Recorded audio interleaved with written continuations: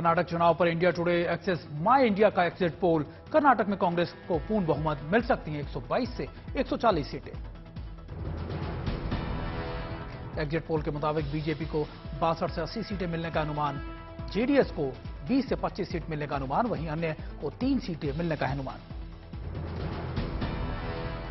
India today access माई India के exit poll के मुताबिक पुराना मैसूर में की 64 सीटों में बीजेपी को सिर्फ 6 सीट, कांग्रेस को 36 और जेडीएस को 18 सीटों का अनुमान। एग्जिट पोल के मुताबिक करावल तटीय क्षेत्र में 19 सीट में कांग्रेस को 3 सीट का अनुमान, वहीं बीजेपी को 16 सीटें मिलने का अनुमान। इंडिया टुडे एक्सेस माई इंडिया के अनुमान, बेंगलुरु शहर की 28 सीटों में से कांग्रेस को 17, वहीं बीजेपी को 10 और जेडीएस को 1 सीट का अनुमान।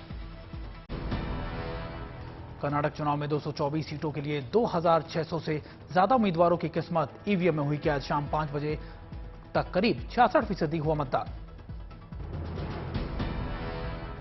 58,545 मतदाता केंद्रों पर हुई वोटिंग। 13 मई को होगा चुनावों के नतीजों का ऐलान।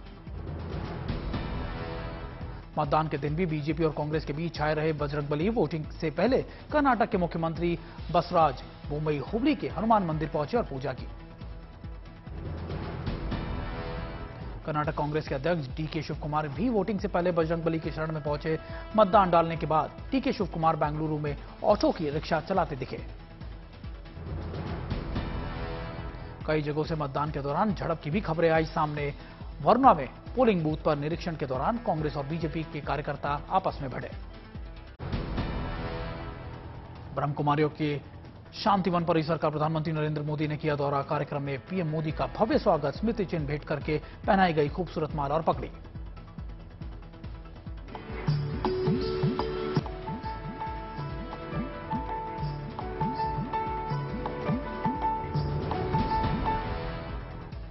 पीएम मोदी ने super speciality charitable global hospital की रखी आधारशिला। नर्सिंग कॉलेज के विस्तार का किया शिलान्यास। बहुत कुशलता से कार्य करने का प्रयास किया गया है।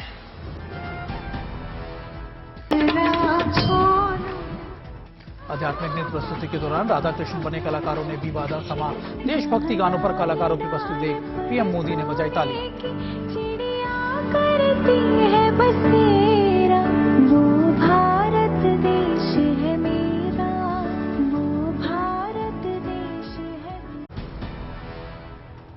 राजस्थान में पीएम मोदी ने खोला सौगातों का पिटारा। 5500 करोड़ रुपए की परियोजनाओं का किया लोकार्पण।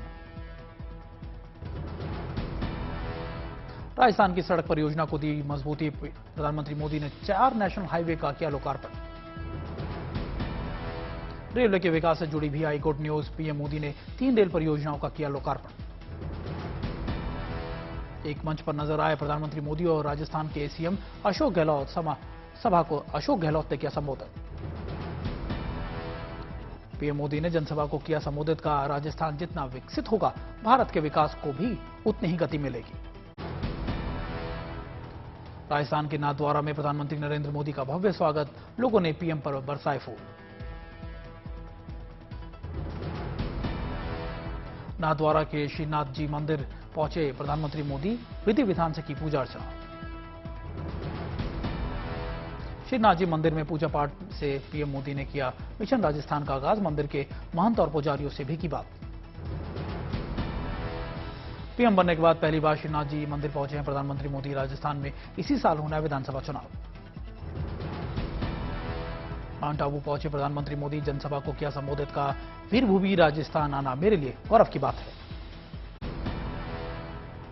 माउंट आबू में प्रधानमंत्री नरेंद्र मोदी ने की विशाल जनसभा। बोले सूडान संकट को लेकर कांग्रेस ने की राजनीति।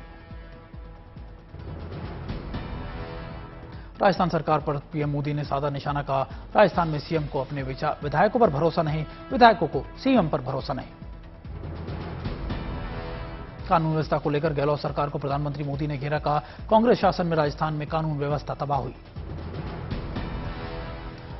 राजस्थान में दलित, पिछड़े और आदिवासियों के लिए हुई राजनीति पर बोले प्रधानमंत्री मोदी। का कांग्रेस पर भरोसा करने के बदले मिला सिर्फ अभाव।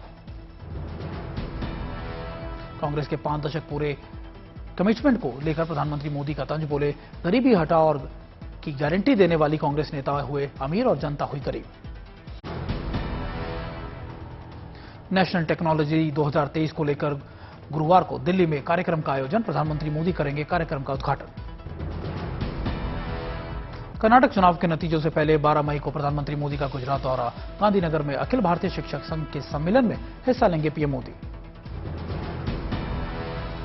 22 जून को अमेरिका के दौरे पर जाएंगे प्रधानमंत्री मोदी, अमेरिकी कांग्रेस के संयुक्त सत्र को करेंगे संबोधित, व्हाइट हाउस में राजकीय रात्रि भोज में भी होंगे शामिल। राजस्थान में जारी कांग्रेस की कलह भ्रष्टाचार के खिलाफ सचिन पायलट कल अजमेर से शुरू करेंगे जन संघर्ष यात्रा, 5 दिनों तक पैदल चलकर पायलट पहुंचेंगे जयपुर। गुरुवार को यूपी निकाय चुनावों के दूसरे चरण का मतदान, 38 जिलों में होगा मतदान। 2024 के लिए नीतीश का भुवनेश्वर के बाद अब हेमंत सोरेन से मिले नीतीश कुमार, कई अहम मुद्दों पर हुई चर्चा। महाराष्ट्र में 16 विधायकों को अयोग्य ठहराने की वाली याचिका पर कल सुप्रीम कोर्ट में होगी सुनाया जाएगा फैसला, निर्णय पर टिका शिंदे सरकार का भविष्य। महाराष्ट्र कांग्रेस के अध्यक्ष नाना पटोले का संघ पर प्रहार का आदेश की गुप्त जानकारियों को साझा करने वाला प्रदीप कुर्दोकर किसका आदमी है? नाना पटोले ने उठाए बड़े सवाल का, विधायक अपात्र साबित होंगे और सरकार गिरना तय है। दिल्ली के जंतर मंतर पर प्रेस कॉन्फ्रेंस में खिलाड़ी साक्षी ने कहा कि हम लड़ाई हारे तो 50 साल पीछे चले जाएंगे, ब्रिज का नारको कराओ और हमारा भी गलत हो तो फांसी पर लटका दो। लखनऊ में मुख्यमंत्री Yogi Adityanath film the Kerala stories के निर्माताओं से की मुलाकात, सीएम योगी ने ट्वीट पर तस्वीरों को किया साझा। पटना में धीरेन्द्र शास्त्री की कथा में शामिल होने के लिए तेज प्रताप को मिलेगा न्योता, आयोजककर्ताओं ने दी तैयारियों के बारे में जानकारी। वाराणसी में नगर निगम चुनावों में बीएचयू के कुलपति के नाम पर डाला गया फर्जी वोट, जांच में मजिस्ट्रेट और कई अधिकारियों की दिखी लापरवाही। पुरलिया में टीएमसी सदस्य के घर में बम बरामद, सदस्य ने फंसाने की साजिश का किया है दावा। प्रयागराज में अती के वकील खान सौलत हनीफ से पुलिस ने की 2 घंटे तक पूछताछ, मेडिकल के बाद भेजा गया नैनी जेल। देहरादून में वन विभाग और पुलिस की टीम ने अवैध रूप से बनी मजार को किया ध्वस्त, अवैध निर्माण के खिलाफ वन विभाग कर्मचारियों को दिए गए कार्यवाही करने के निर्देश। पश्चिम बंगाल के उत्तर 24 परगना में आरपीएफ के अवैध कब्जे वाली इमारतों पर रेड, आरपीएफ का छापेमारी का अभियान रहेगा जारी। पटना में पैरामेडिकल छात्रों ने मेडिकल कॉलेज में की तालाबंदी, कहा रोजगार करके तेजस्वी यादव हमसे वोट ले लिया लेकिन कुछ नहीं किया।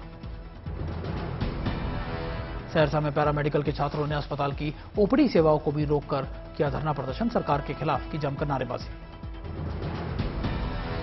रेलवे मैनेजमेंट को लेकर सम्मेलन का आयोजन, रेलवे से जुड़े कई अहम मुद्दों पर लेकर हुई चर्चा।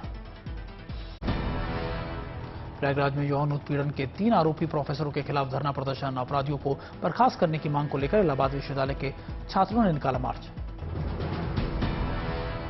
बस्ती में बीजेपी सांसद ने सैकड़ों स्कूली बच्चों को दिखाई the film Kerala story, BJP के राष्ट्रीय मंत्री ने कही इस तरह के मुद्दों पर सरकार को कार्रवाई करने की है बात।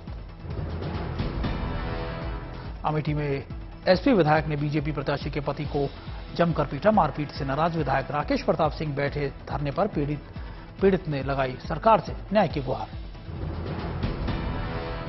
मुंबई से सटे टिटवाला में बिजली चोरी के मामले में 105 लोगों पर मामला दर्ज, कार्रवाई के बाद भी बड़े पैमाने पर हो रही थी बिजली चोरी। रेवाड़ी में पुलिस और किसान नेताओं के बीच धक्का मुक्की, भारतीय किसान यूनियन का अनाज मंडी गेट पर धरना, किसानों ने की सरसों की सरकारी खरीद करने की मांग।